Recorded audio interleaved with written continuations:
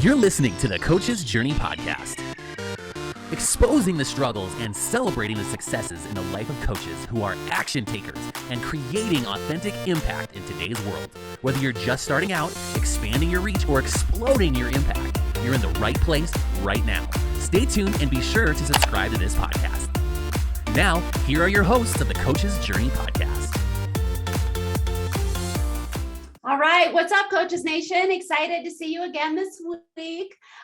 I'm Dr. Sherry Fluellen with our co-host Faisal and San. And today we have a very special guest, which I'm so excited to be able to hear his full story as a coach, the journey that he's taken and that he's still on, and the vision of his journey in the future.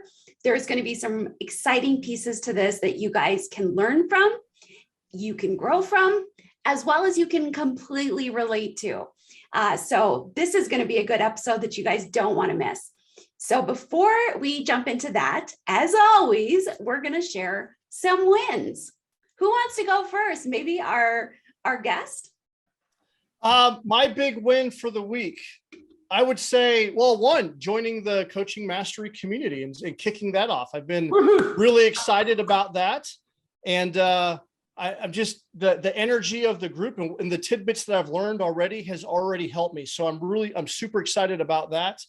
I'm also starting an internship with Bunker Labs, which is, I'm active duty military transitioning, and Bunker Labs is it's an organization hosted by veterans for veteran entrepreneurs. And I you had to compete to get into the cohorts. It's like a 6-month internship. And so I'm starting that. And so I'm super excited about both those opportunities. That's awesome. I've not heard of that. That's really cool. Yeah. Is it an organization that is kind of like an incubator that kind of helps you develop your own business, or what's the purpose of it?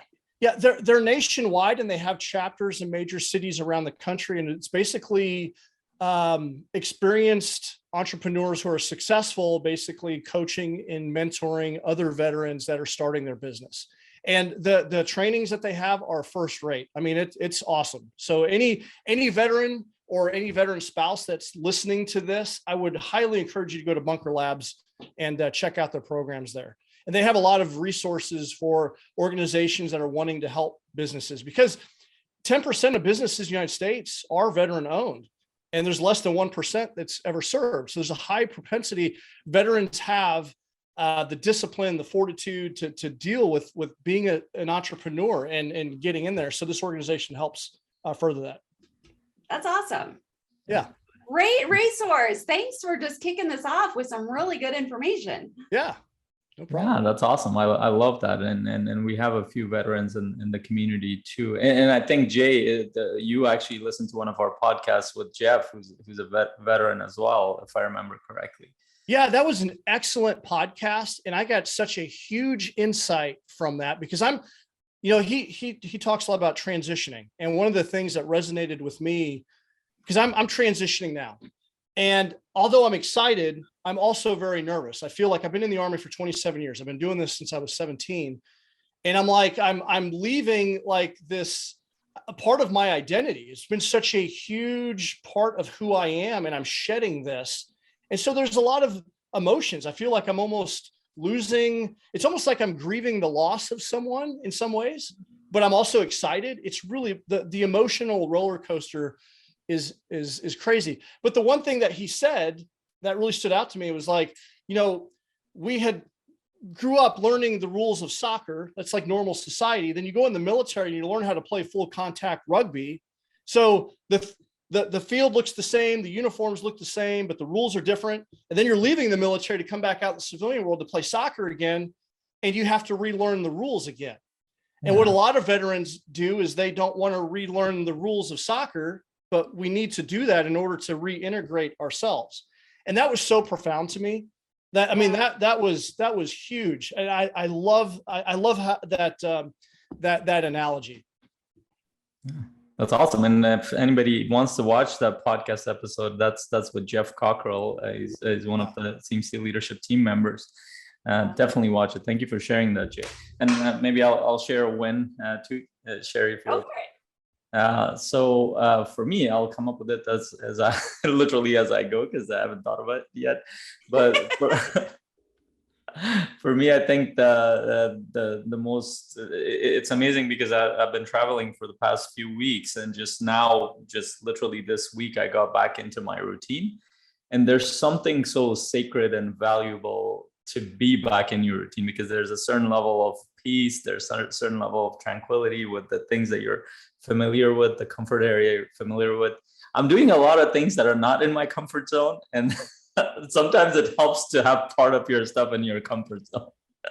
And I think that started to kind of, it got me to focus more, moving on all those things that are uncomfortable for me to move. And when I was away, I was trying to just figure out how to adapt into different situations, which is valuable in itself. But this to me kind of gave me a perspective how important our routines and normal patterns are for moving our business and life forward.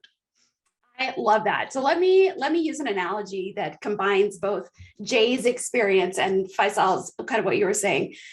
So I was in the military as well, psychologist, did a lot of work with folks that were deployed. One of the challenges in the deployed environment is that there's no neurological downtime for a lot of people. And so what I heard you say, Faisal, is that you're doing some stuff that's keeping you a little bit on edge, and it's not a war situation, but you're doing things that you're a little bit on edge emotionally, socially, which is going to result in a little bit of a neurological. And so you need an opportunity to decompress and let your body and your mind normalize again. Just like unfortunately, the folks often on the front lines, they don't get that, which is part of the reason why when they come back, they have is a contributing factor to PTSD, because they're not able to have that time. So they just have all this reactive neurological stuff going on. And but folks that are able to have some safety at night, or periods of safety, are able to kind of process and be able to kind of find a compartment for all the new stuff, a mental compartment for all this new stuff they're experiencing. So I think you bring up a very important piece of the way that we're hardwired, that can sometimes, if we're aware of that, and if we can kind of structure our environment in that way to give ourselves that downtime to process through and to be comfortable, I think that's really part of being able to integrate those new experiences and grow from it, rather than have it kind of be a hindrance. I don't know if that makes sense to you guys, but kind of all of those things kind of connected as we're talking. It goes back to, I think that's why our routines are so important, and so I actually did a good job of making sure parts of my routines were in place. Even when I was traveling, I was working out for the most part, wherever I went, I made sure there was a gym there, and I did some parts of my routine, but I couldn't do the full aspects of it half the time. But even just doing that helped me stay centered. But not just, this was the interesting experience. It wasn't just related to work, because I was partially working. I was working mostly 2 days out of the week. But being with family and just being in a new environment, that helped me to be much more grounded and centered, and challenges and new experiences and so many exciting things that were coming. I found myself in a very different space. And I remember a couple of days that I didn't do it, I found my mind to be a little bit erratic, especially facing new situations. And I found myself joining everybody else when they would notice something and they would react to it. I'm like, oh shoot, this really is tangible here. Yeah. Awesome. Well, this is good. Good thought. One of my wins, I would say, is that my family, we are going out of town on kind of a mini vacation for a couple weeks, starting this coming Monday or Sunday, actually. And we're going to visit family. I'll be doing some work while I'm gone, but really trying to pare things down to the bare minimum. So, and the conversation that I've had with myself when I go on vacation, and I came to this realization about 1.5 years ago, is for me to plan ahead at what are the non-negotiable aspects of my day that help me feel that routine that helps me kind of stay centered. Like, what are those things that I need to continue doing, even in a new environment, around new people? And so then I plan, make sure those things are there. And then I'm okay if I don't do some other things or kind of let some other things go while I'm gone. So finding those non-negotiables, and you mentioned exercise, and that's kind of one of those things that I think I've landed on too, is just making sure that have some gym time in the morning for my husband and I, kind of helps me set the tone for the day. At least I did something worthwhile. I see Jay's head nodding a lot through this whole conversation. Yeah, it feels, I mean, working out and making that time for yourself is so critically important. That was one of the big changes in my life when I needed a change. I started to refocus. I stumbled to a book called The Miracle Morning, and it really kind of set the foundation of how important a good morning routine is, because it starts you off on firm footing versus just waking up and jumping into the day where everyone needs you and you feel like you can't ever catch a break, right? So it's that time and that space. And it is a challenge when you are traveling to continue that routine, but it is incredibly important to try to keep it as much as you can. Because I definitely feel it too when I'm traveling and I can't get into the gym. Like, I just feel off. I just don't feel quite right. And you do that too often, then you start getting the bad habit of not doing those things, and then you get out of whack a little bit, out of so yeah. So just being disciplined about it. And knowing that, there's mornings that you're not going to get up and want to do your routine, but you do it anyway because it's good for you. Yeah. I'm a little shocked to hear you, Jay, as a military man, use the word discipline. Like, those two things don't usually. Yeah, shocking that word vernacular. Yeah. Yeah. Awesome. All right. So let's just briefly talk about our sponsor for the podcast, Coaching Mastery Community. And I say briefly, not because it's not important, but I'm so excited to hear what Jay has to share. Coaching Mastery Community is a virtual community of amazing coaches who are really wanting to grow their business, wanting to have an impact. Jay's just joined and is a member as well. And so he just kind of talked about that a little bit earlier. It's an opportunity to gain coaching mastery, business mastery, both of which are critical to being able to have a long-lasting, sustainable, financially viable coaching business, however that looks. If it's, individual coaching, masterminds, group coaching, a writer, a speaker, like, doesn't really matter. All of this stuff is the critical foundation to it. Faisal, what do you want to add to that?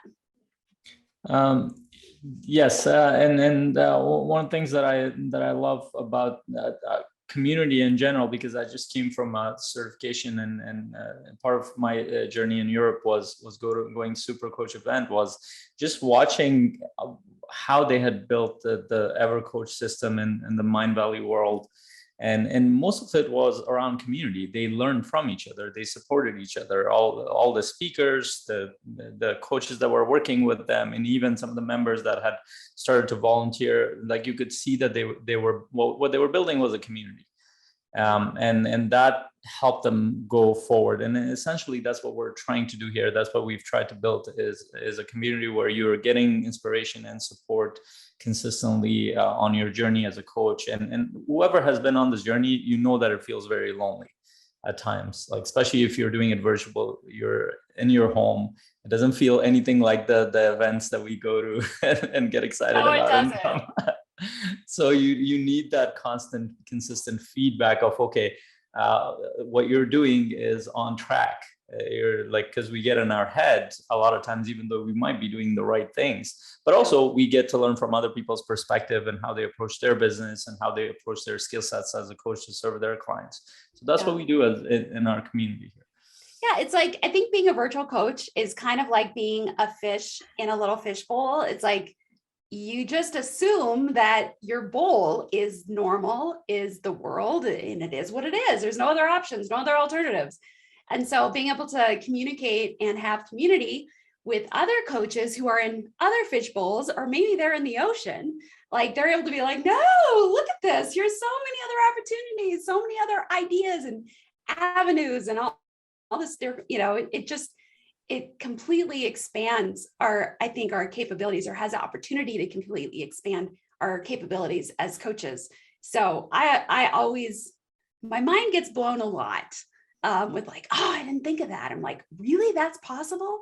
It's just really cool being able to see everybody else's journey. Which leads us to Jay's journey for the Coach's Journey podcast. Jay, you've done a lot of things. You have a very accomplished life. You're engaged currently in having a big impact in a number of arenas that are all kind of related, but I think they're related because they're related for you, so that you're drawing all these people to you that are, interested in some of these different things. How did you even get started on the journey of being a coach, or wanting to be a coach, or even had that idea like, what is a coach? And maybe that's the right thing for me. Yeah. So I've been in the Army for the last 27 years. And I guess just to kind of give some framework, I had a very traumatic upbringing, and then, joined the military to close a dark chapter of my life. And I went there, to get around positive role models and make a life for myself. But in that, the Army sent me a few places that added to that trauma list a little bit, and I got to a point in my life about 10 years ago where, like so many other veterans, I had suicide ideation. I got so deeply depressed. Although I was a high performer at work, I sacrificed my relationships. I sacrificed my hobby. When you're in the military, you can get in the habit of, it's all about the mission, and I was basically playing a character, and I got down this really dark path. I didn't really, in the military, they train you to kind of stuff away the stuff so you can, but eventually, like a tea kettle, if you don't address it, you're going to boil over. Well, I kind of hit that boiling point. And I have triplet daughters. They're 14 now. And if it weren't for them, I probably wouldn't be here. I didn't have a father growing up, and I'm like, there's no way. As I had, I had a plan. I was going to go back behind my house with my Springfield 1911 and shoot myself. And I had that thought over and over and over again. I'm like, okay, I'm not doing this. In the military, I've been around 9 suicides, 1 family member, 8 service members, and I can compartmentalize. I can understand. I mean, as tragic as it is, a car accident, disease that takes someone and ends their life early, you kind of come to grips with that. It's a suicide catches you so off guard, and that pain and misery is amplified to all of your family. I'm like, there's no way that I can do this to my kids. I can't live like this anymore. Yeah. So I started okay, enough is enough. I'm going to get myself in therapy. And when I initially came in the military, that was kind of, there were therapists there, but if you went, like, you were looked at as weak. So I had to overcome that, because I couldn't just live like this anymore. So I'm like, okay, I'm going to put that aside. I'm going to get myself in therapy. So I started unpacking that stuff. And therapy sucks. It's hard. It's hard work, because you're unpacking, you're reliving all this trauma. It's not fun. Yeah. But also simultaneously, I started looking at, like, why am I so miserable? How can I get so much done, but why am I so miserable? And how do some people, like, they get so much done, but they're happy? What are they doing that I'm not doing? And so I started inventorying all of my habits. I started inventorying, how I was coping with things, alcohol, excessive video games, like escapism, like a lot of escapism. And I started looking at the people that inspired me, military leaders and other people that in the civilian community that were, doing well. And one thing I noticed, like, they just have some different habits, a different way of living. And one thing that I picked up right away, I had a mentor give me the book called The Slight Edge. And I wasn't much of a reader, but I started reading this book by Jeff Olson, and it was about the little things. It's about the compounding interest of doing the little things. And in that book, it talked about, like reading 10 pages a day, talked about exercising every day, talked about the little habits, the things that are easy to do, but they're also easier not to do. Start doing those things with consistency. And I noticed that my life began to change. I picked up that book, I read it, and I started reading other books. I committed to like 10 pages a day, and I've been reading ever since. That's awesome. I've had a handful of books that have fundamentally changed my perspective on things. So I did the therapy work that led to me getting involved in mastermind groups. So starting to connect with other people in a positive mindset. And that ultimately led me to coaching, because it fundamentally changed my life. I'm still in therapy, and I still do the therapy work. But coaching, what I love about coaching is very optimistic. And I truly believe that if you're performing at a high level, then resiliency becomes like a byproduct. It's not, there's resiliency programs in the military, but I found them to be incredibly ineffective for me because I felt that they were very defensive in nature. It was like, if you do these things, well, you can be resilient. Yeah. They were delivered by people that weren't, I mean, it was like you're tasked to do this. It wasn't like someone that was like all in, all about it. It just didn't work for me. And I'm sure they had a manual, because the military has manual for every intervention they do. Yeah. And it just didn't resonate with me. I found it to be a little bit too complicated. But there've been various coaches and groups, but I really resonated with Brendan Bouchard's message. And then I went to High Performance Academy, and I was an instructor and a mentor in the military. So for the longest time, I didn't know what I wanted to do. I was good at the military, so I just kind of stayed in. But when I started to connect the dots on what made me feel really good and what I really loved, it was the coaching and mentoring and leadership development. And so when I went to High Performance HPX Live, and he offered a coaching program, I'm like, okay, here's one of the best mentors that made a profound impact. He's got this amazing, I'm going to go out on the ledge and try it. And it put me on this new trajectory. I absolutely love it. I love coaching and mentoring. And so I know that wasn't a short answer, but that's kind of it took me almost ending my life to make that radical shift. And going down that path of coaching and development made such a profound impact on me that I wanted to help other people with it. Jay, thanks so much for being vulnerable and kind of sharing how deep and dark you got at one point. Because I know what you experienced as far as your emotional response to overwhelm is certainly not unique. But I also know it's one of those things that is the least talked about. And so I appreciate your willingness to just throw it out there and be like, hey, this is where I was at. Because I guarantee you that some of the people listening to this podcast will be able to resonate with that intensity of negative and dark emotion. Yeah, we need to talk about it. There's so many people that are suffering in silence. And we live in a day and age right now with society where you look on social media, everyone's putting their best foot forward. We're trying to compare ourselves. Suicide is at an all-time high. Divorce is an all-time high. What is going on with our mental health? And so we need to have these conversations, and people aren't talking about it. So I'm an open book. I mean, because I don't want anyone to ever feel like I felt or have those thoughts. And so that put me on this new trajectory and this mission of helping other people.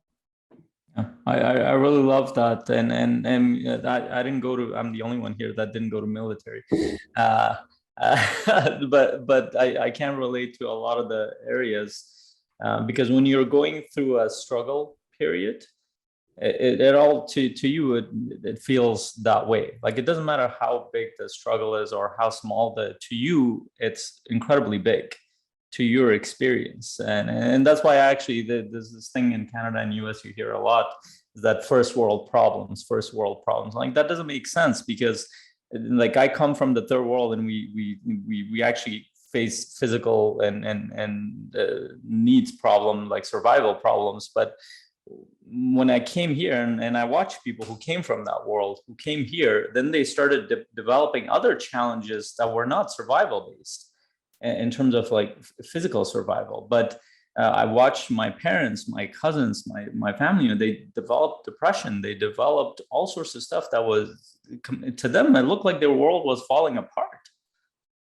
And it had nothing to do with physical survival. And then I started noticing the same patterns with my clients. Like I have clients who will jump off the plane, but they won't go in front of people and talk about what's important to them. And then they laugh at it too. And that's why it's so important to kind of the whole thing for me points to our internal world, because the external world is all like everybody has created this pretty picture. And in the words of Manly Palmer Hall, a philosopher, who said that like when you watch people kind of showcase their life, it's like painting over a house. Like it looks very pretty, painting the most beautiful painting that you've seen, the most beautiful design on the outside, but as soon as you open the door, everything is crumbling inside. The foundations are crumbling, you hear all sorts of stuff, and you're shocked by what you see. And that's the reality of most people's lives. And then I think coaches are in a very powerful position because many of them have gone through this struggle process. And most coaches you talk to, they have a story around their struggle that they've gone through and they've had to overcome. And a lot of it is a very tragic life circumstance that a lot of, and they're more open to share it. And that's why it becomes so important. I think it positions coaches also to help people more authentically from that space too, is rather than kind of pretending that, oh, no, you should be at a certain area. No, let's start with where you are. So I really appreciate you starting from that point, because it's important for all of us to hear. Yeah. So Jay, how long ago was it that you went to HPX and you got certified and, you know, you kind of made that commitment? I'm doing this. Yeah, what was it? March of 2020. It was right before COVID. It was the last live event, and COVID had just happened right after that. And so it's been about 2 years, I guess. Year and a half. Wait, where was that one? San Diego. San Diego. No, so I went to the one in Phoenix. So that was, I think, the follow one. That was the last one. Well, you got the live one. Yeah, I went to the live one. Everybody else got duped on the virtual one, but they don't know what they're missing. It was an awesome experience, and I didn't even know that there was a coaching program. I just felt like I needed to do it. It was one of those moments where I've like, this is my calling. I was so confused on what I wanted to do after the military. I'm like, this is a leap of faith. I'm gonna jump in on it, and it's been transformative. That's awesome. So sometimes we have a transformation and then we do work outside of or as a result of that transformation. Sometimes we see the work we need to do and we become transformed because of or during that process. Does that make sense? How does that kind of fit with your experience? I feel like part of this process, this journey has been healing for me. I mean, I tell people a lot of the stuff that I do is very selfish in nature, because it's as I coach, like people are relying on me to show up. We'll do more for other people than we will ourselves, right? So developing that community of people, that knowing that they're wanting me to show up or needing me to show up, it forces me to continue to learn, to continue to work on my personal growth and development. And in this process of connecting with other coaches, like I feel like I'm overcoming a lot of struggles and demons. So there's a big selfish aspect of this, but at the same time, I get to serve and help people, which is what I'm truly passionate about. So it's a double-edged sword for me. So I feel like I'm transforming as I'm walking this path. Yeah. I love that you framed it like that. And I often joke around with my clients, like if you guys found out how much I benefit out of this, you probably wouldn't pay me. Oh man, I get so much out of my coaching sessions with other people. There's always a nugget that I'm learning from other people, and I really appreciate that. I love having these deeper conversations. Yeah. And and it doesn't feel like work, and that's why I know that I'm truly on my path, because it just feels like play. And like you said, I almost feel guilty, like taking money from people, because it's like I'm getting paid to do this. Like So it kind of reminds me of how, for me, I love this process, because I see nature that way. Like if you watch it, if you watch it at a surface level, everything looks like a survival mechanism in nature. But if you go deeper, you see that there's a collaborative approach to how species work together in a common ecosystem, and there's a give and take that's happening. And everything is like, it's incredible how complex the system is, but there's a give and take constantly happening. Yeah. And all it is an exchange of energy. What we're doing in business and coaching, it's all the same thing. As long as there's value to be delivered, then the exchange is fair. Yeah, I had someone recently who's a survival trainer talk about that. I can't remember who it was. It was a recent conversation, but he mentioned that, you see these survival shows and people like, how do humans survive in the wild? Well, we're part of nature. Like, why do we have this mindset that we need to try to fit into nature? We're a part of it. So shifting that mindset that like all of our experiences in nature are just a part of us, just being a part of it, away from your nice comfy home, but being out as a part of it. Yeah, and it's come to a point for me. I actually don't look at my comfy home as because there was a point I used to dread being inside walls, and I still love being outside in nature, and I do that a lot. But there was a point that something hit me. Like I was watching, I think it was a documentary, or it happened in several experiences, but I started learning a little bit about ants and how they develop their colony. And if you actually look at it, if you've seen an excavated version of an ant colony, it's like huge. You wouldn't, like it shocks you. It's like these little tiny things are building this huge thing underground. But then just watching like how they work together, and then watching birds build. And then, like I used to have pigeons when I was growing up. This is weird for people here, but so I started with 2 pigeons, and the way it works that was when I lived in Pakistan. I was born in Afghanistan, but everybody they have rooftops that are open.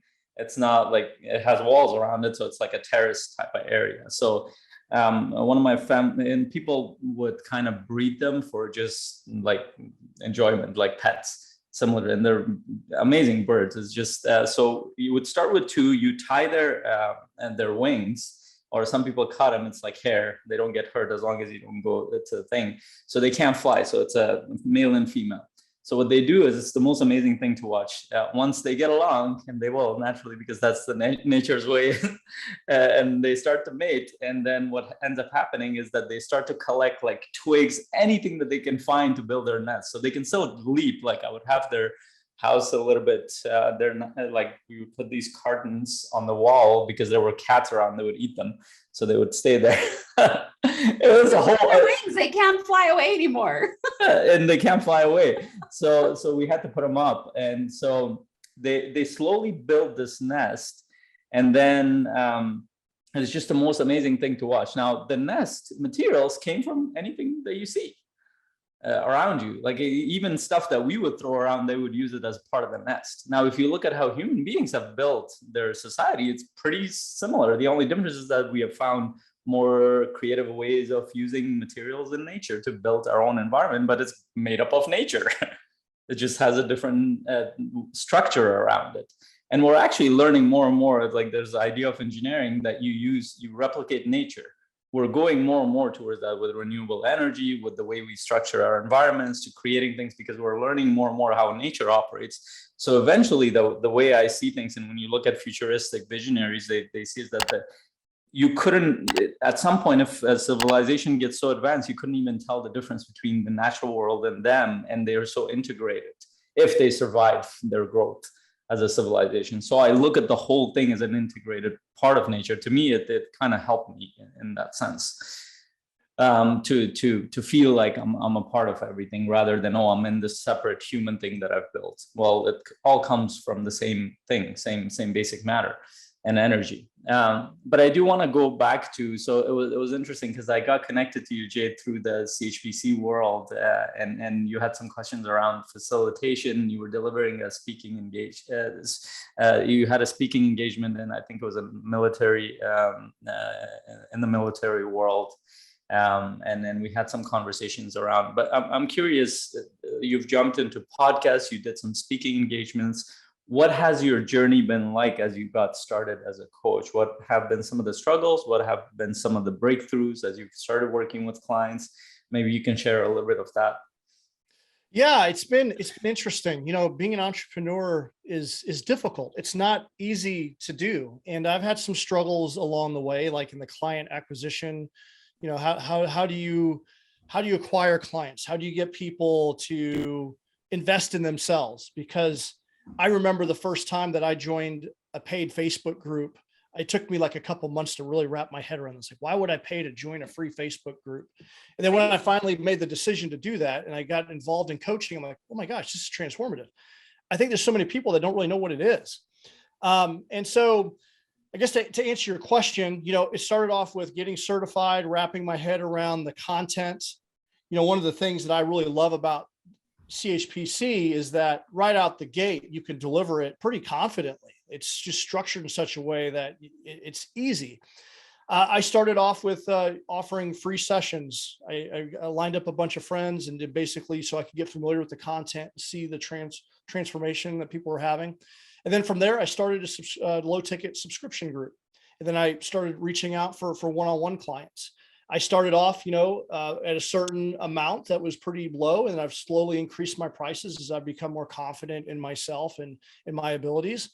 And I think, one of the biggest things that I've had to overcome, I grew up very poor in the military, I've kind of a fixed income. It's very much a scarcity mindset. Most of my life, I've had to kind of wrap my head around how do I charge for my coaching? What is that? What is that? And I've had to so that's been one of the biggest shifts for me is, when Brendan said you need to charge X amount for coaching, I'm like, that's a lot. That seems like a lot of money. Like how it blew my mind. And then so me overcoming that and being boldly throwing that out there and tying my own self-worth and value and figuring that out has been a journey for me. And that was one of the biggest things that I had to overcome is, how do I price and position myself? And, what am I worth? And so overcoming that was a big aspect. As far as I did my first, you helped me out with my first facilitation. I basically did a 2-day live workshop. That was awesome. There's a lot of things in the military as an instructor that just came very natural in integrating this. And so it's basically just putting myself out there that I'm a coach and people seeing me in a different, because they've always known me as the military guy, or endurance athlete or the other roles. And now I'm a performance coach. And what is that? Because a lot of people don't even know what that is. And I guess changing my identity into this new role has been kind of a challenge. Yeah. I love so many things that you brought in there, especially that area around the scarcity mindset. Yeah. And see, unless somebody has grown up in the entrepreneurial world of you can create anything, but even within that there's scarcity. But for most people, it'll be a struggle to grasp the idea of how much you can scale something and how much you can grow in terms of your income, net worth, and business. And then a lot of times it's because that thinking is there. It stops people from growing, and it stopped me too. I come from a place where having a new pair of clothes was a huge celebration. It's now my kids get it every week, and I'm like, yeah, they don't need more clothes. I got it once a year. Maybe, and usually that would be from my older brother. Hand-me-downs, my parents did their, but to us that was abundance in a sense in that world. But as soon as you take that, coming from that world to watching people how does this it boggles I know this is for people who grew up in the Western world. It's very normal to see going to malls and buying things constantly. That's not what happens in most of the rest of the world. People don't actually go, other than basic necessities, people don't go always and buy things, or at least at the time that I was living, we didn't do that. Buying was a very getting a new gadget was it needed to have a lot of planning, and it needed to have all sorts of things in place. And I'm shocked by how my parents even handled all that stuff. But then coming into this new world for me, and when I say new world, just even living in the Western world, I lived most of my life, adult life, in the scarcity mindset, similar in that sense that everything was a survival thing. And I imagine a lot of times for military people from the military, it might feel like that, is that everything is a survival thing related to thing. And I have a client who's in a couple of clients, but one of them who's in military, he has a company. And a lot of times when he describes it, I'm like, I literally have to repeat it. I'm like, it sounds like you're running a platoon. He's like, oh yeah. And then he has to kind of reorient his thinking. He's like, oh, they didn't come from my experience. They don't understand what I'm trying to do. And then they shift that. But the idea of anybody who has come from a background where they didn't have a lot, this is a huge challenge, because it's not that you can't make more, but you haven't even touched the possibility that you can make more and you can add that value, and you will always charge less. And that part is incredibly important. I'm curious what because part of what you said was you heard Brendan say that, oh, you can charge this much, and into your mind you're like, that's a lot. But how did you overcome that? What was the work that you had to do? Well, I had conversations with some fellow coaches, and I had one session in particular with Kimberly Spencer, who's a fellow CHPC. Cool. And she really helped me. She said, because in her experience, she was doing same journey. And what she said to me was, it takes just as much effort to get $100 paying client than it does a $10,000 paying client. Yeah. And I'm like, what does that mean? And as I have like went through this process, this is what I've learned. I'm passionate about helping people that are new to personal growth and development. Like this, my mastermind might be their first one. I might be their first coach, but there is that mindset shift of, mine's like, I have a $97 a month group. It's just like this huge thing for people to do that. But then I have other coaches that are paying, top dollar for my fee for one-on-one. And they've worked with other coaches. They have abundance mindset. They don't even blink an eye. And it's orders of magnitude difference in pricing. And they show up.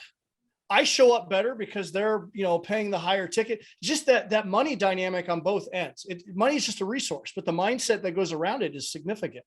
And so that's one of the things that I've learned. And it took me boldly asking, having a coach get out of your head. This is what you need to charge.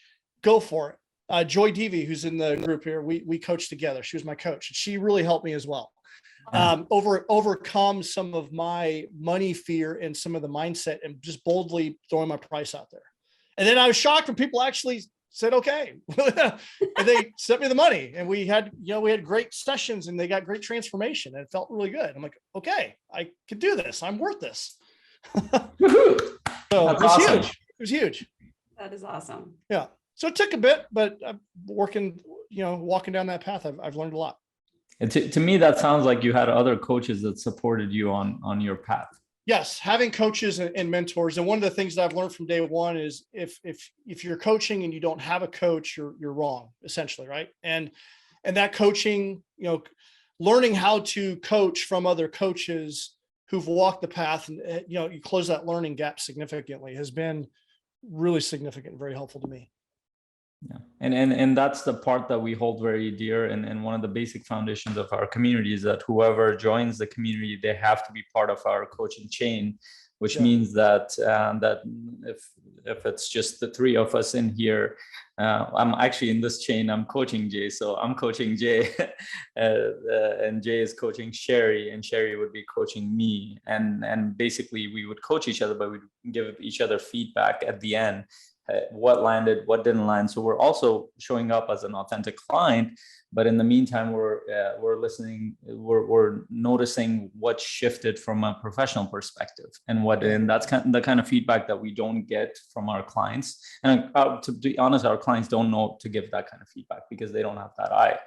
And that has actually helped me personally tremendously to see a reference of where I am in my coaching journey. What's improving, what's not landing, what's working. Because a lot of times we get all sorts of ideas as you start to work with people, and you try and experiment different things, but they might not work.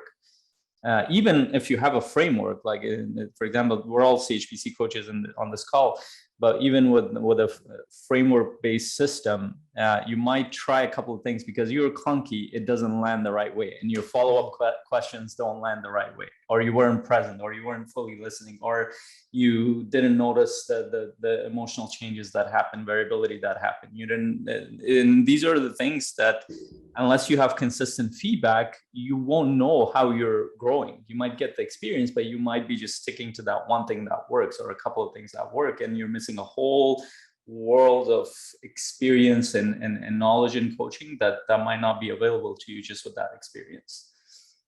Absolutely. Go ahead. No, go ahead, Jay. I just wanted to say, I just recently joined, but this was a no-brainer for me to join this community, because on my journey, there's been like 4 or 5 coaches in this group that have went out of their way to help me, that didn't know me or didn't. And when I learned that they were all in this group, I'm like, this is a no-brainer. I needed to join, because these are such helpful people that are helping other coaches. And I'm just greatly appreciative of that. And so I just wanted to mention that for those that are listening that haven't been a part of the community, like the coaches in here, like genuinely care about one another. Thank you, Jay. We appreciate that, and I know that I think you're going to bring that same spirit to the community, because I think you were attracted by that energy because you Absolutely. are like that. Yeah. Sherry, you wanted to add something before?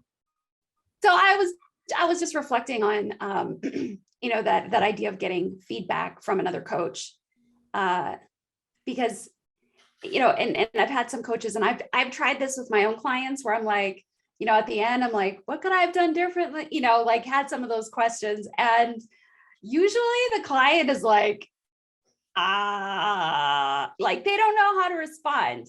Either, they're so in the moment and they don't understand coaching because they're not a coach and they're just experiencing what you're offering.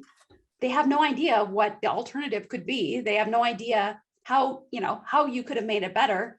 And then I think there's that awkward moment of like, well, I tried this out on you.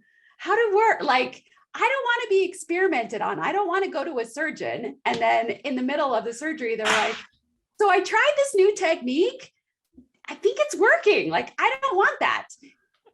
And so I cut your vein this way. What did you think of that? Right. I saw a conversation on Facebook the other day where someone was mortified because their doctor was looking something up on Wikipedia. Yeah. Yeah. And to be fair, I have worked on training family physicians, and there is so much knowledge. There is no way they can know everything. And so they do have to rely on, going to, hopefully it's their specialized websites that they have subscriptions to. But yeah, so I mean, you really can't get the feedback that's necessary to encourage what you're doing or help you, tweak what you're doing or give you a course correction, because they don't know. And that's why they're there coaching with you. And so being able to get that feedback from somebody that's is, in the same arena, whether they're as skilled as you, more skilled than you, or maybe not, haven't been in the coaching field as long as you, they still have a perspective and training that they can bring to bear on what you do and how you're offering. So it's just such a unique exchange of value. Yeah, that feedback, you don't know what you don't know. And sometimes you need someone with an outside perspective to see you that and tell you maybe you have a bad habit, or if you tweak this or you modulate your energy here. I mean, one coaching session that I had, I learned the power of the pause and how powerful that was from another coach that had observed. And I learned that, and I started incorporating that. And I had some significant breakthroughs with people by slowing down and incorporating the pause. And I wouldn't have known that had I not been coaching, with other people. Yeah, and it is, and so one of the other aspects of it, we started incorporating coaches from different modalities. Like we have relationship coaches, we have conscious parenting coaches, we have transformational coaches, and it's interesting. So, for example, if you're a certified high performance coach, you deal with all those areas, and coaching at the basic level is at the principal level is very similar. There are not big differences, but the framework and the modality and the areas that you focus on, they shift. And so a lot of times, it's actually helpful to see other coaches in your own modality to see how they do it differently. But as soon as you step out of that, you watch somebody coach from a completely different model, you're like, holy shoot, I can incorporate parts of this into my own framework. And especially if you're open to that, and then you get an opportunity to experiment with that within that environment, and you get feedback on that. Now it gives you the confidence to go out there and serve people with a much bigger tool belt than you had before. And one of the things that, and so most of my clients at this point, there's nothing I can teach them that they haven't known already. And most of my clients are much more well-read than I am a lot of times. They have been on the personal development journey for a long time. They're on their path to either becoming entrepreneurs, or they are entrepreneurs. They understand the value of growth and personal development. So I had to cut back a lot on the teaching areas, and I had to focus more on digging deeper, because I realized that they already know most of what I know anyway. And a lot of times they're teaching me half the stuff. But then the areas of breakthrough that came in was digging deeper into the areas that they are working on. And that was, to me, that was incredible how much you can discover when you go deeper into a person's own journey. And they have all sorts of blind spots that they haven't seen yet. And all of a sudden they have a breakthrough and they completely shift a part of their life.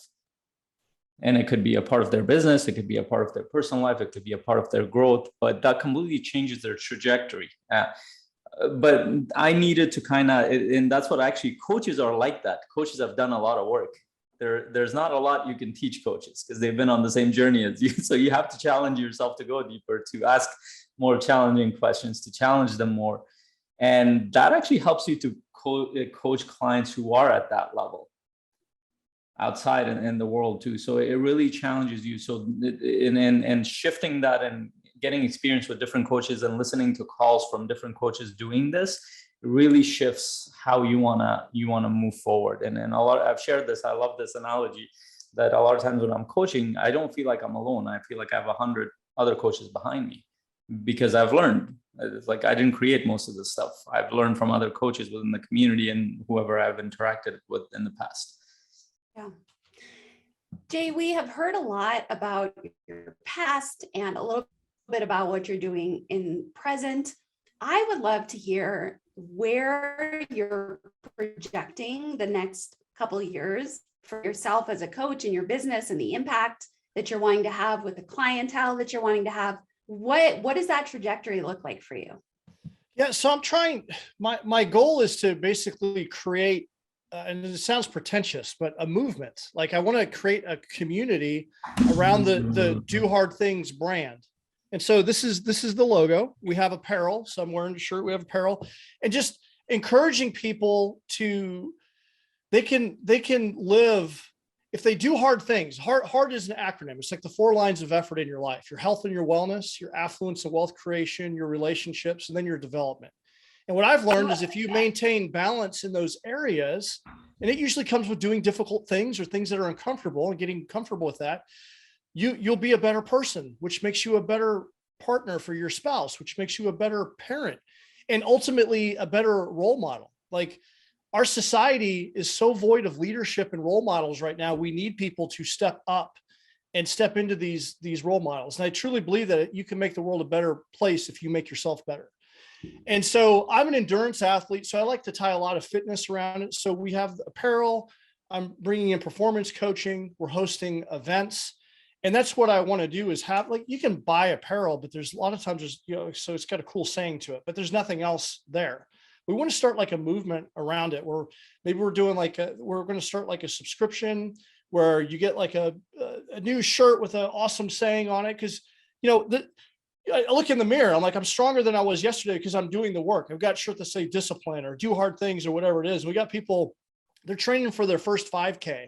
And they're wearing a Do Hard Things shirt, or their first marathon and they're wearing a Do Hard Things shirt. It's just a reminder that they can do hard things and that their life will improve if they do that. So that's kind of where I'm steering this. I'm also doing one-on-one coaching, group coaching. I want to do adventure coaching because I'm very much an outdoorsman and I love doing adventures. So tying that in with experiences so people can get unplugged from their day-to-day life and get, coaching through this experience to find themselves, I think is powerful. So that's where I'm steering this. Oh, that is so exciting. Yeah, I'm super stoked about it.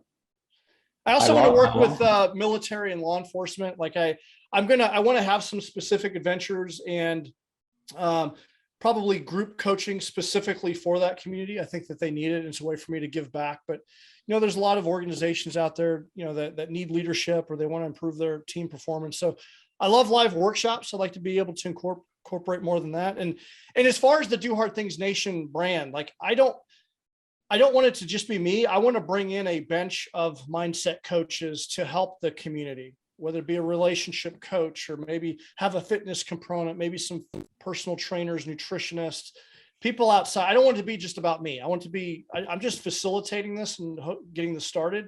But that's my vision. I want to bring in a bunch of coaches.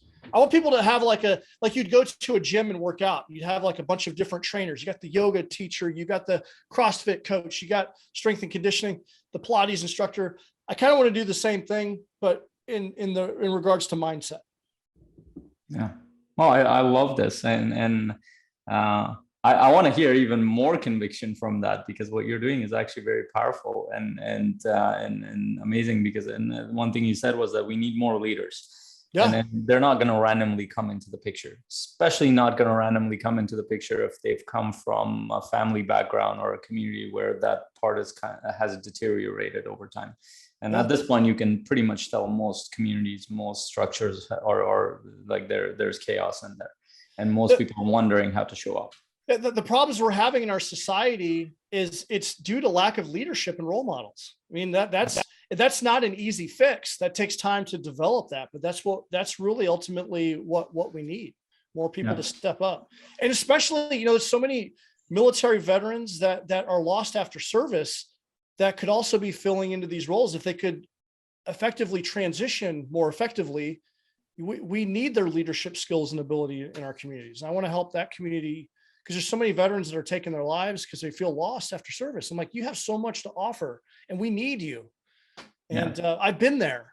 This is how you can overcome this. Yeah, that's incredible. And I loved what you shared around the adventure. That got me excited. So maybe we can collaborate on that, because that's something. So there's one thing I've done, and that's been kind of part of my vision for the past like 10 years. I've organized these. I haven't done it the past year, but I've organized these. Eventually, it was other members started doing it, but I've organized these camping trips for guys and like friends and family friends and friends of friends that we knew. And it eventually ended up being like 20 guys would show up, and half of them we didn't even know, but we would get along for like 3 days. And we would go, like, we would do all sorts of interesting things. But one of the things that we would do is we started hiking in the middle of the night into trails and would start camping at like top of cliffs and all. It was so scary for a lot of people, but as we started doing it together, it became a norm. And then after a while, it's like, oh, when are we going for the hike at night? I'm like, really? And some of them who were new, like, what are we doing? Like, we can't even go hike daytime in the middle of the woods. But to me, it wasn't like, I love camping and being in nature. But for me, it was part of my living my vision, because one of the things I wanted to do was take people to retreats and adventure stuff. And actually, that's coming into fruition in February. We're doing a retreat in Thailand.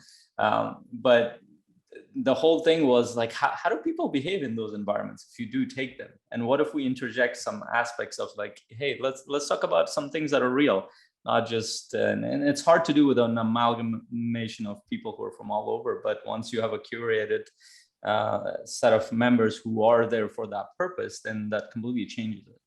And we actually have a coach who does it, Dean Jacobs. He actually takes students, I think they're high school or college level. As far as I know, he takes them on these adventures all around the world, to the Amazon rainforest, to Africa. And he incorporates high performance coaching as part of what he does. That's awesome. And we've interviewed him here too on the channel. I haven't hosted one yet. I'm actually working with the University of Research and Development, and we're putting together a program as part of their curriculum for emergency management bachelor degree and master's degree. So basically, this is specifically for veterans because it's funded by the VA to take people down to New Zealand. And part that I'm instructing would be high performance habits and positive psychology. And we're going to do a series of adventures. So like zip lining, bungee jumping, like basically it's a 10-day fully immersive leadership and courage development type training. And we want to kick that off this fall. But I will also want to take that and do other adventures and stuff around the world and in different locations around the country. Because I think people, they crave that. And I think that they need to get out of their day-to-day environment and get fully immersed in something. I think it's where you can make some significant transformation.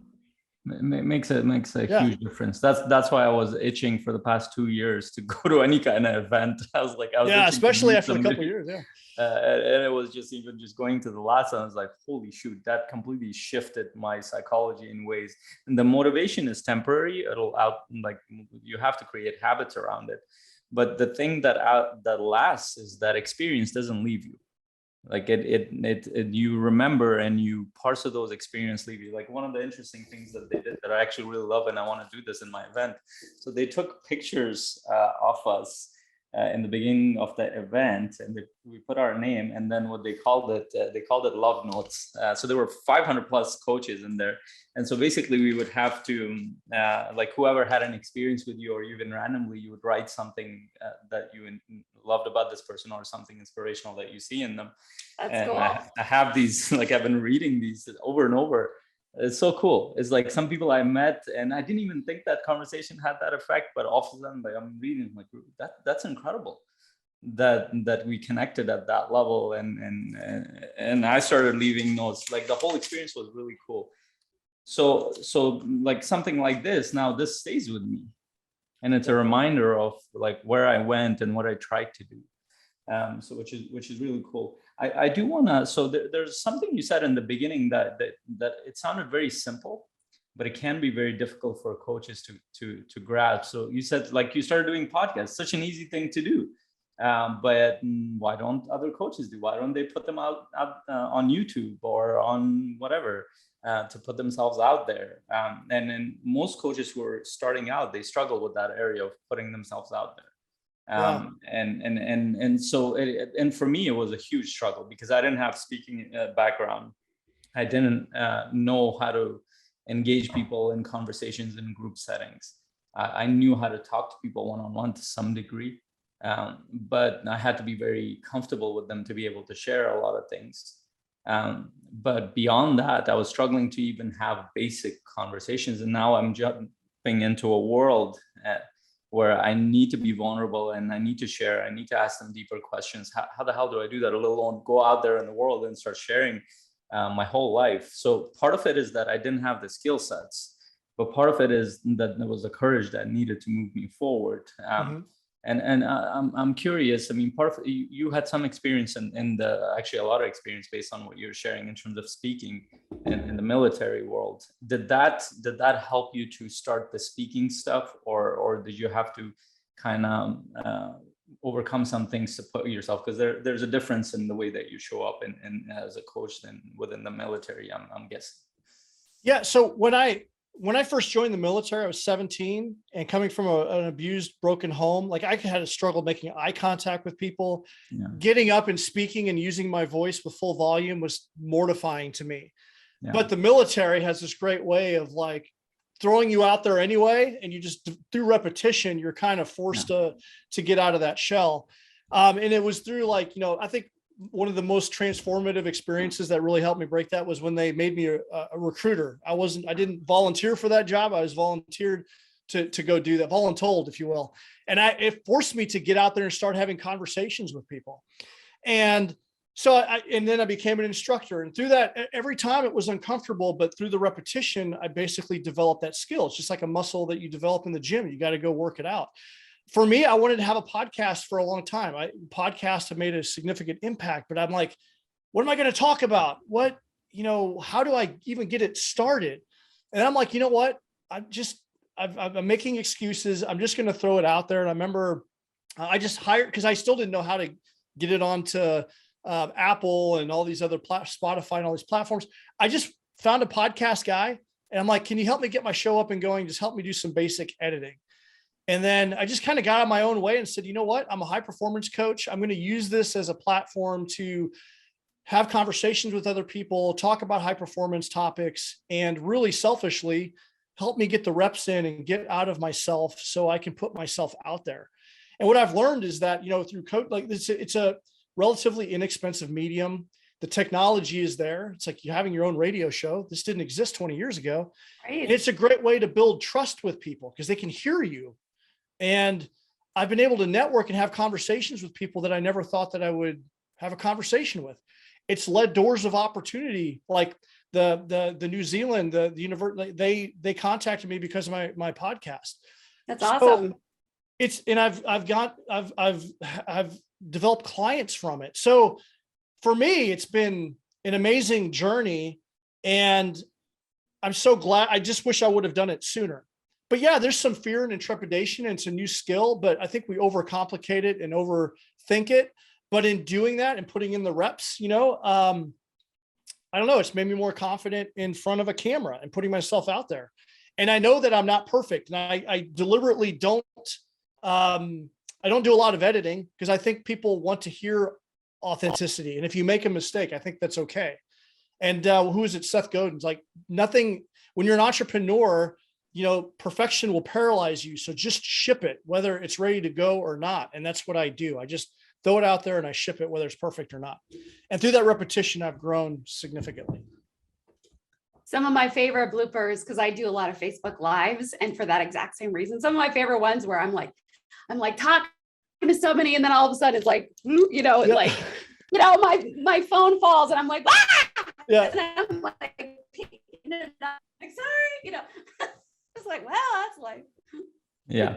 And That's this and one I loved what you shared there, a couple of things, and this is important for coaches because a lot of times when coaches start, especially if they're part of a group, they start to compare themselves with a lot of other people, and there's the problem with that comparison is that they don't actually know where this person comes from.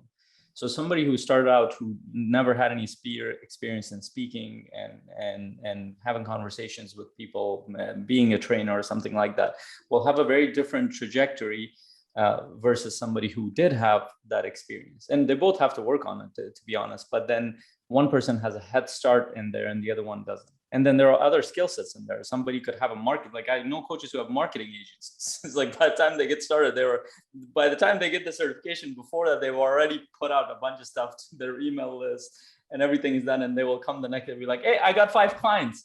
And then everybody else is sitting like, what the hell am I doing wrong here? I just started thinking about this thing. So it's understanding where you are and starting from that point. And using other members as a source of inspiration, like what did they do? And Jay's story is inspirational because he had to come from, like, you had to come from a place where you couldn't make eye contact, but you were put in situations where you had to adapt and you had to learn and you had to train yourself to be a certain way. And that experience is very transferable. And also everybody will have a certain experience that's very transferable into coaching that others won't have. And that can be really powerful for you.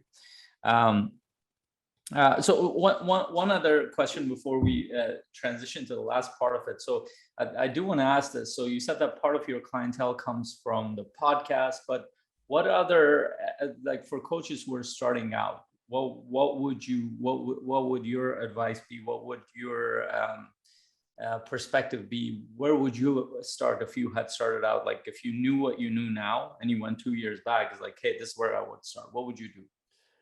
I would start having more conversations. I feel that a common pitfall for coaches is they do all this, like they're making social media posts, but people aren't reaching out to them for coaching. And they're doing a lot of activities that aren't yielding clients. And I have learned, someone recommended the book, The Prosperous Coach, and I listened to it and I read it a couple times, highlighted it. I'm now listening to it on repeat because there's so many good nuggets in there. And what I've reminded, and that's one of the things that we talked about in the group here, is just have the conversation. I was paralyzing myself because I'm like, what do I say to people? Yeah. Just have a conversation with people. And so that's, to me, if I could go back in time, I would probably be having more conversations with people and boldly telling people what I do and what I'm looking for. And where would you seek to create these conversations? In person, online. I like Facebook because I think everyone's on Facebook. I'm on LinkedIn. I know some coaches have different luck on different platforms, but yeah. And then probably getting involved in more mastermind groups and connecting with other like-minded people there. Yeah, I love that. And incidentally, just when you're thinking about, Jay came into our community because of conversations. We had several conversations with different members of our community, from Joy to me, and he had listened to a conversation with Jeff. And eventually what happened was he saw who we were as people. And the way he described it is that he saw us to be helpful. And that initial point is that rapport and trust that needs to be established. And then the rest is, hey, here's what I can help you with.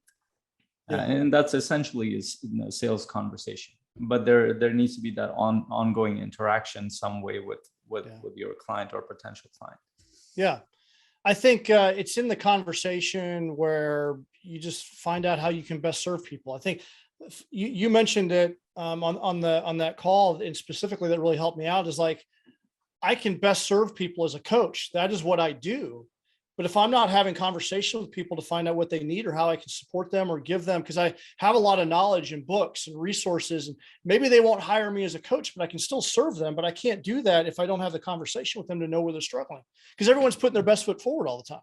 So you're not really penetrating what people need and what they need help with unless you have a good conversation with someone. Yeah. It every time, like it doesn't matter how a person appears, how successful they are, or how happy they seem, or how amazing their life is. It just, every time I've been like shocked to what I discover, and they get shocked to discover a lot of times because they haven't even thought of it for a long time, because a lot of people compartmentalize part of their life because it's too painful to look at certain parts and they don't want to deal with it. Yeah. And that's where a coach comes, and that's where somebody that can slowly, consistently support them based on a framework and a process that helps them move forward in certain parts that they haven't looked at. I love that. And thank you for sharing that, Jay. Yeah. Jay, you have talked about a few different books already in this time together. What would you say, and it can be one you already said, or it could be a different one, what would you say is one of the most influential books in your coaching journey? For me, it all really started with The Slight Edge, which I mentioned that one before, because it really got me on the path. But another book that really helped me out was A Man's Search for Meaning by Viktor Frankl. Yeah. Just the meaning of life. And it really gives you, like, when you think that you're going through a difficult time, you just read the memoir of what that man went through. And I really liked how he pointed out to, he was in these concentration camps, the most deplorable conditions. And, why did some people continue to fight to live where other people just checked out, and kind of, and just connecting the dots on that? Like, what is the meaning of life and what makes it worth living? And as I think about like my lowest point where I wanted to tap out, what were some of the things that were happening or failing to happen so I can find that sense of fulfillment? And what I learned is that, fulfillment comes from doing the things that make you feel alive. It's connection with other people, and it's having meaningful pursuits, those things that make you feel like you've accomplished something. And he kind of highlights that in the book. And I thought that was it's one of those books that it's so gripping, I couldn't put it down. Yeah. And so that was a powerful book for me. Yeah. I think that's probably one of the one book that I've pretty much gotten a recommendation from anybody who has done anything of significance. If they've come across that, it has shifted something in them. And over I've gotten that recognition. I've read the book too, and it's incredibly powerful. Thank you for sharing. And The Prosperous Coach, from a coaching perspective, that thing is just fantastic. Awesome. Awesome. All right. So what are some of your hobbies that you do in your off time to recharge, to kind of recenter? So I'm an endurance athlete. I'm training. Right. I'm a runner. I'm a running coach. I've done a lot of like multi-sport. So I started with running, and I got into endurance cycling, adventure racing, canoe kayaking. I've done the Dirty Kansas 200. It's a 200-mile bike ride race. I've done the MR 340, which is a 340-mile kayak. So anything that's endurance related. I'm actually training for my first 100-mile run, which is in December race. And so anything that's going to push my mind and body, like I love doing that, because when you're involved in something like that, you're not thinking about anything else except for the task at hand. And it's like, how far can I push myself? And so that's what I like to do. I'm also into overlanding. It's a kind of a new term, but it's vehicle dependent camping. And so it's basically like off-roading meets car camping.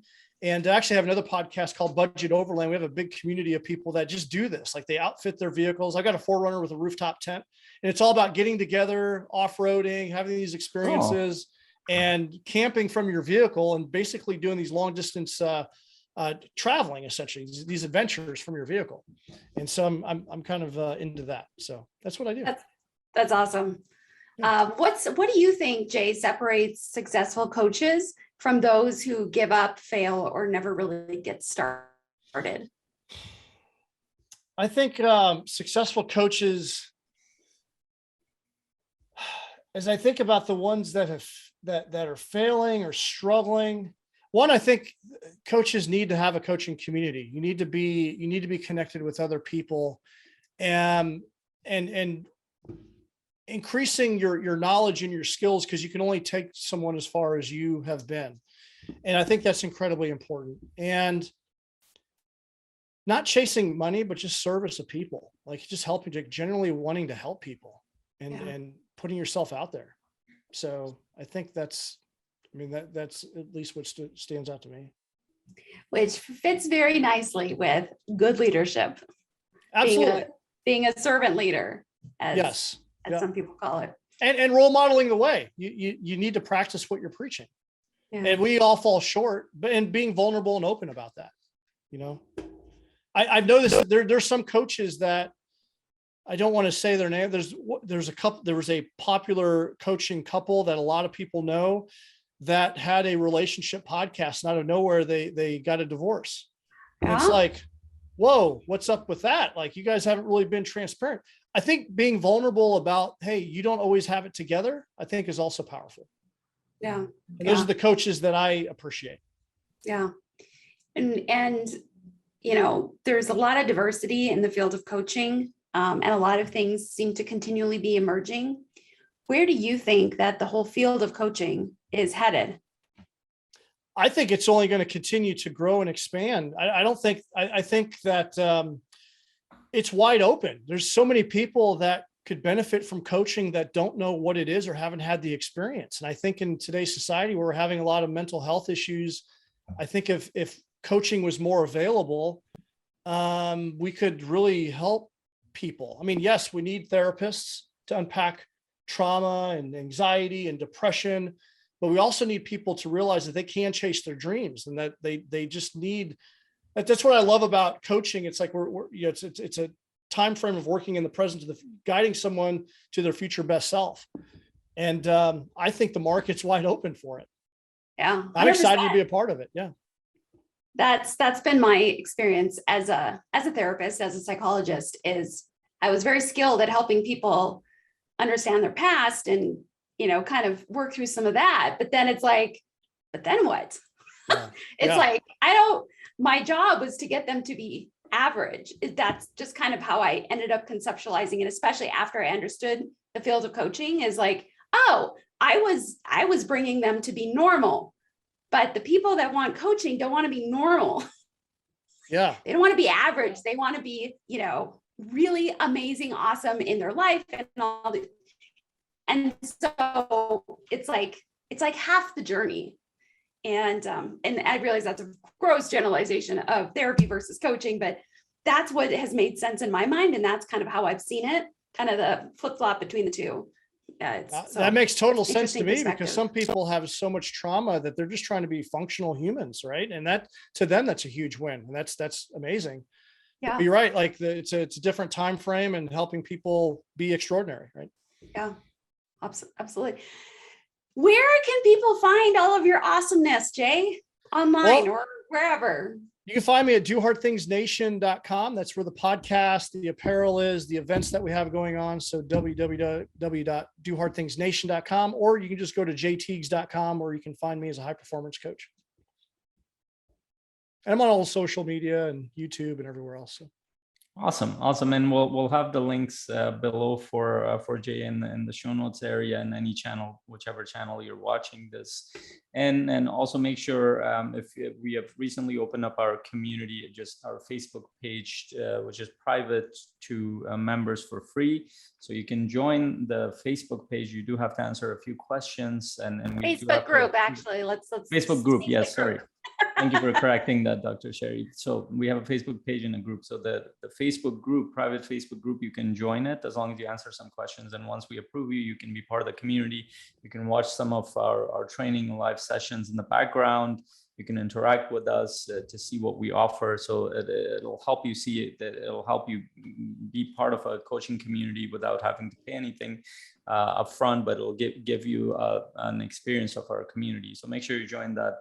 Or if you're interested to join our community, you can go to coachingmastercommunity.com, where you can see what the community is about, and you can submit your application. And we do go through each application. We'll have a conversation with you, similar to what Jay was talking about. And based on that conversation, we can decide whether or not you're the right fit and we're the right community for you to join. So we're excited for you to join our community when you do decide. Other than that, make sure you listen to the other podcast conversations that we have on different platforms.